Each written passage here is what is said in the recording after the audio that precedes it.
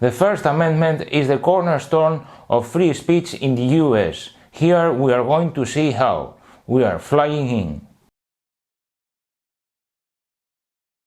Hello and welcome to Backstage Politics. My name is Esteban Vidal and the purpose of this channel is to help you understand politics and international relations. Here you'll be told what nobody else tells you about politics. Today I want to speak to you about the First Amendment and freedom of speech.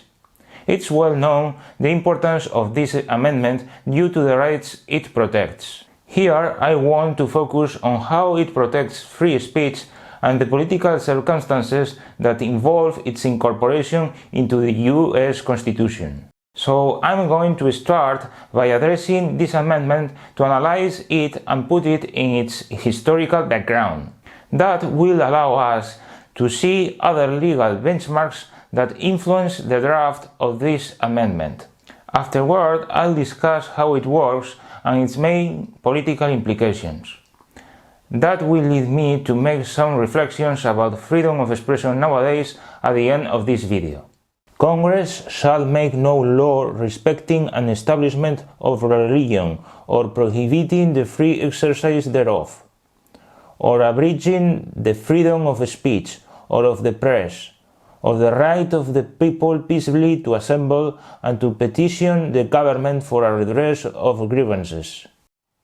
The draft of the First Amendment took place in a difficult political situation for the US after the ratification of the Constitution. There was great opposition to it because many people feared the expanded powers of the federal government, something that could lead to the formation of a Leviathan. During the Constitutional Convention, many complaints arose about this, and especially regarding the absence of a Bill of Rights.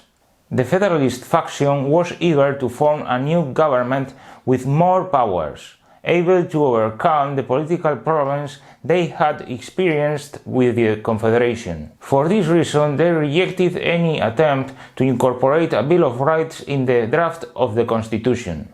They argued that the new government wouldn't exercise any power not provided by the Constitution. Hence, it was unnecessary to draft a list of rights retained by the people.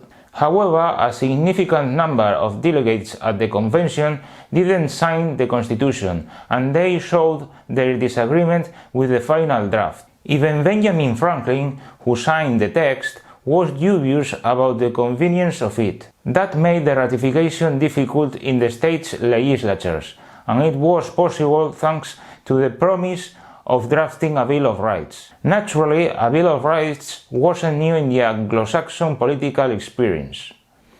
Some antecedents work as benchmarks for the constitutional reform. I refer to the English Bill of Rights, but also the Magna Carta. Nevertheless, James Madison, who initially opposed the inclusion of a Bill of Rights, ended up changing his mind on this issue. He realized it would be politically convenient to address the Anti-Federalists' objections, and by doing so, avoid a new constitutional convention that could undo the federal government. It's still debatable the real reasons for this change in Madison's view, but it seems the political convenience led him to change his opinion.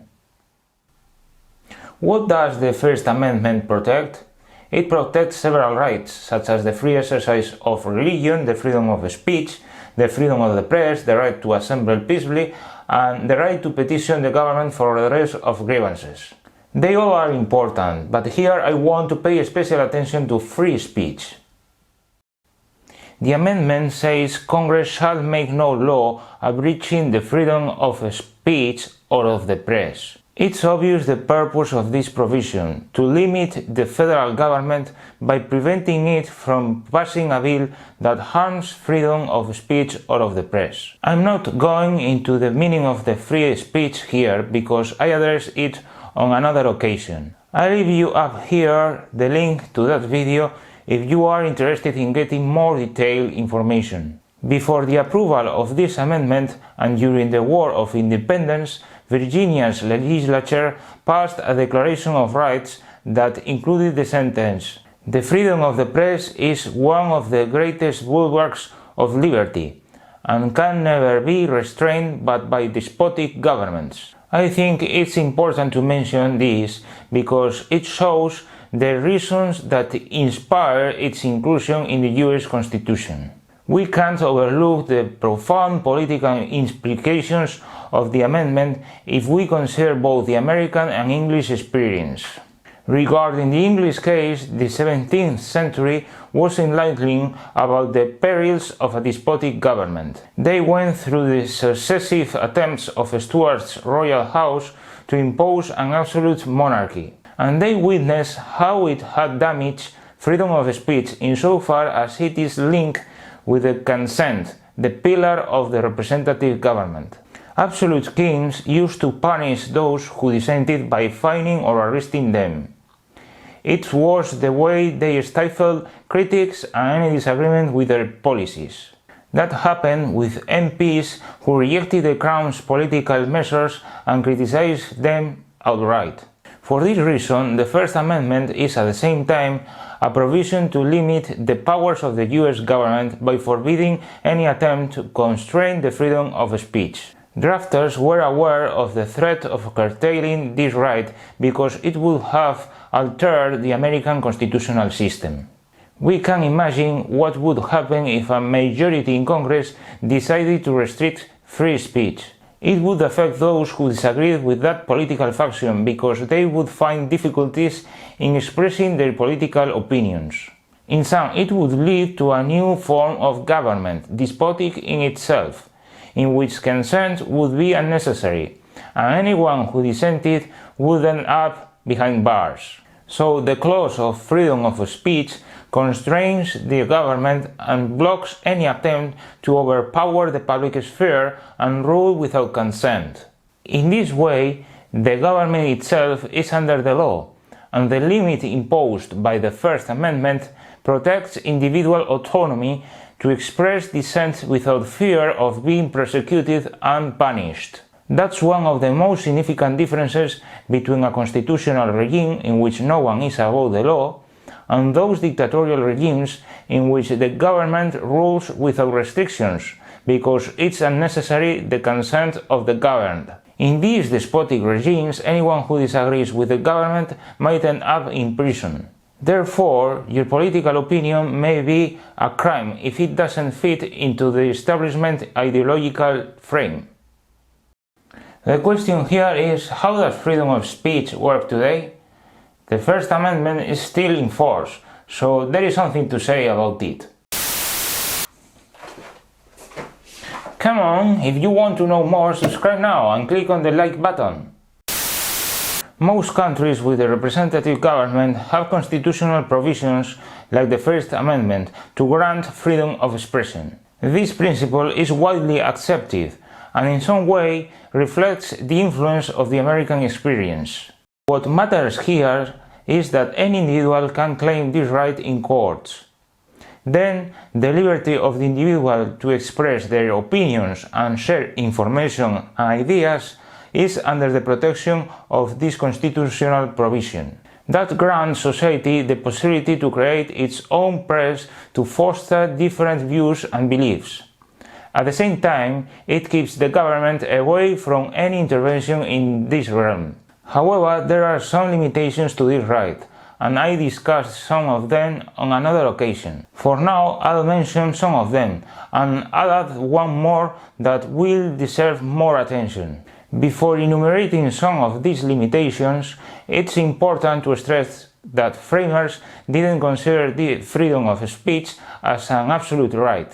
They knew there are some necessary constraints insofar as there are other rights that deserve protection and are also relevant, but also because this right doesn't protect misconduct. Among these limitations we find libel, slander, intellectual property, sedition, incitement, the right to privacy, public security, perjury, and so on.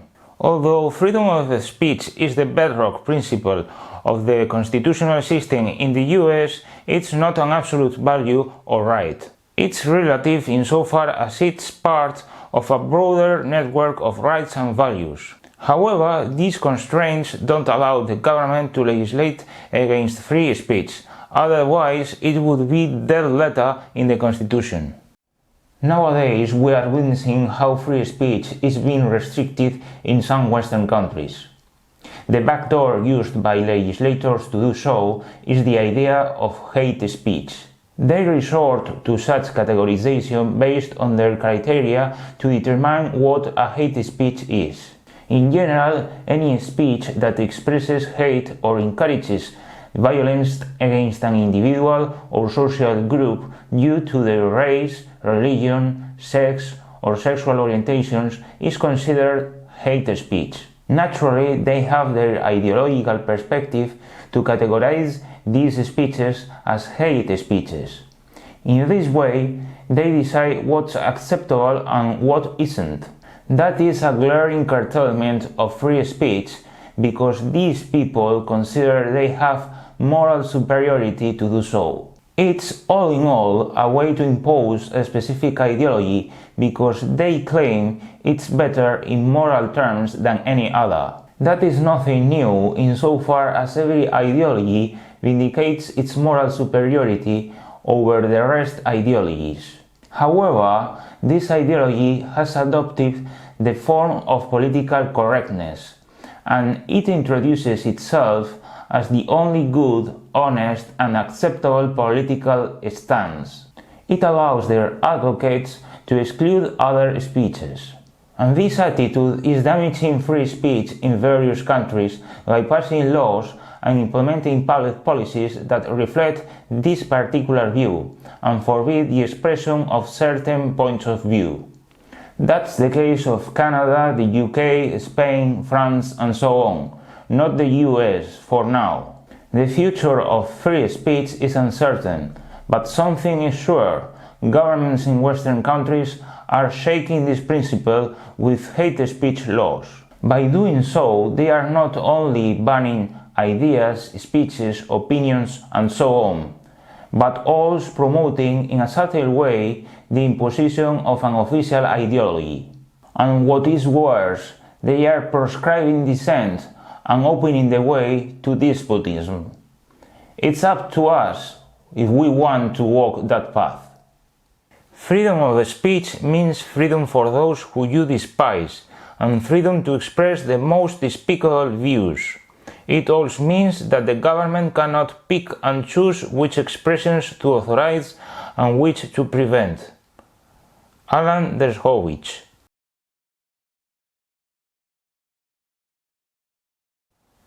Question of the day. What do you think you can do to preserve or promote free speech in society? Post your opinion in the comment section below and I'll check it out. If you enjoyed this video and you think it's valuable, share and hit the like button. Don't forget to subscribe by clicking right here. I think you might be interested in knowing more about the Bill of Rights. If so, click here. Thanks so much for watching and I'll see you the next time.